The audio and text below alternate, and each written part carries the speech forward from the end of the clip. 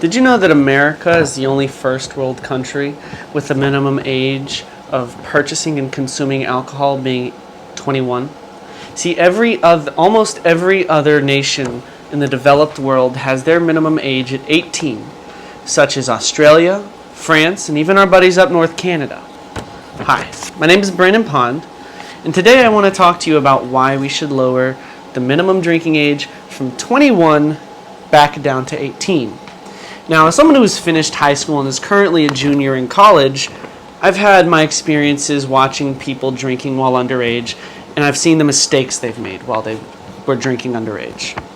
So by moving the age down, we can help prevent these people from making the same mistakes and prevent our future generations from harming themselves and others when consuming alcohol.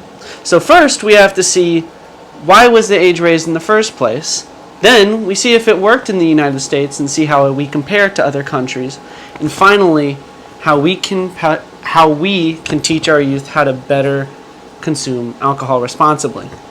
So in America, the drinking age before 1984 used to be 18 and 19. It varied between states.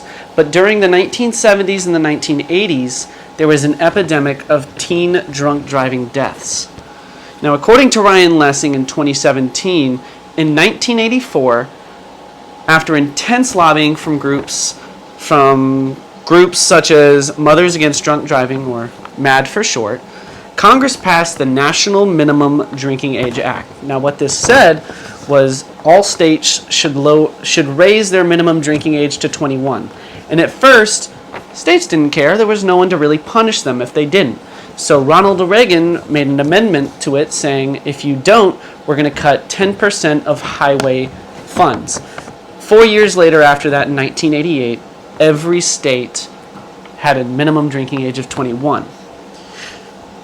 So a few years passed, and even with raising the minimum age, it still hasn't stopped the consumption of alcohol with minors. Now, if you look at your handouts, according to Brendan Meany in 2018, 33% of high school students reported having at least one drink in the past 30 days, and 18% of them binge drink. 1 out of 3 high schoolers. Now, also, according to the National Institute on Alcohol Abuse and Alcoholism in 2020, 29.8% of 15-year-olds reported having at least one drink in their lifetimes. And this wasn't one sip. This was a drink, a full beverage. And this wasn't conducted over just one high school, one city, one state. No, this was the entirety of the U.S. So things aren't looking too good back home here. So how do we fare against, say, Australia? Well, according to Suzanne Vassallo in 2019, she said that almost 4% of teens had driven while under the influence of alcohol or drugs in the past year. And according to Alejandro Azofifa in 2019, 8% of teens 16 and under had reported driving under the influence of alcohol. So even with a group and a population lower than the United States, we're still doing worse than them. Something's not adding up here.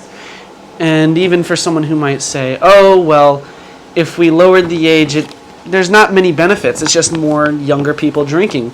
But according to Susan Foster in 2006, the short-term cash value of underage drinking in the alcohol industry was $22.5 billion in 2001. That's 17.5% of total customer expenditures for alcohol. So by lowering the age, we'd have more money coming into our economy.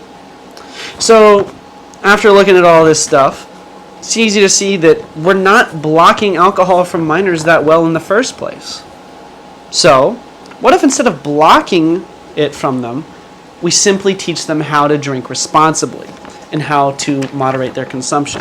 Which leads us to what we can do once we've lowered the age down to 18. Now, if we have parents teach them responsible consumption, Parents are figures that teens will trust. They live with them. And they look to their parents for guidance. And while teaching at home, it's in a safe environment where they aren't pressured by their friends to go beyond their limits. And it's a safe environment to learn for them. And it establishes those young teens knowing their responsible limits before sending them off on their adult lives. It's better to do this because it's just, why would you want to send off a poor 18-year-old off to college, have them go off to a college party, drink more because they've been peer pressured into drinking alcohol and then getting into an accident? It's not worth it. So the same way that we let our 16-year-olds gradually learn how to drive, we should strive to gradually teach our youth how to consume alcohol responsibly, so they serve less of a risk for themselves and others.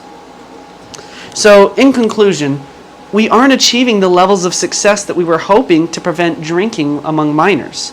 And we're behind other countries with a lower age. So, by lowering the age and teaching teens in a safe environment, in a controlled place, we can create more responsible young adults with safe consumption habits and causing less harm to society. Let's catch up to the rest of the world and show that becoming an adult truly gains the privileges that comes with it. Thank you and have a good day. Done.